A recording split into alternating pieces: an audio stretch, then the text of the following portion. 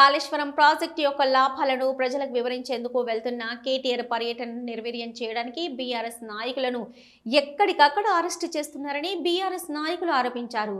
KTR Kannepalli pump house సందర్శన నేపథ్యంలో ఎక్కడికక్కడ బీఆర్ఎస్ నాయకులు కార్యకర్తలను అరెస్టు చేసి పోలీస్ స్టేషన్కు తరలించడం పట్ల వారు ఆగ్రహం వ్యక్తం చేశారు. కాంగ్రెస్ ప్రభుత్వం ఎన్ని అరెస్టులు చేసినా బీఆర్ఎస్ కార్యకర్తలు భయపడబోరని, ప్రజాక్షేత్రంలో ప్రభుత్వ వైఫల్యాలను ఎండగడతామని హెచ్చరించారు. కాంగ్రెస్ను గద్దె దించే వరకు విశ్రమించకుండా ఉద్యమాలు చేస్తామన్నారు.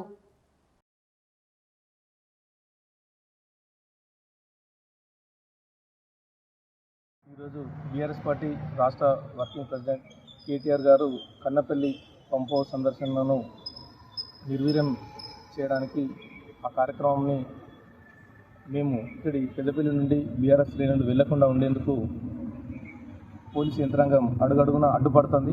ఇందులో భాగంగానే పెద్దపల్లి పట్టణంలో ఉన్నటువంటి మా బీఆర్ఎస్ పార్టీ శ్రేణులందరినీ కూడా, పార్టీ నాయకులందరినీ కూడా ఈరోజు ముందస్తుగా తెల్లవారుజాము నుండి అరెస్ట్ చేసి పోలీస్ స్టేషన్లకు తరలించడం జరుగుతుంది. ఎక్కడికక్కడ అన్ని మండలాల్లో బీఆర్ఎస్ శ్రేణులను అడ్డుకుంటూ కన్నెపల్లి పంప్ హౌస్ కేటీఆర్ పర్యటనను మేమంతా హాజరు కాకుండా పోలీసు యంత్రాంగం, ప్రభుత్వం కష్టాలు పడి అడ్డుకుంటున్నారు.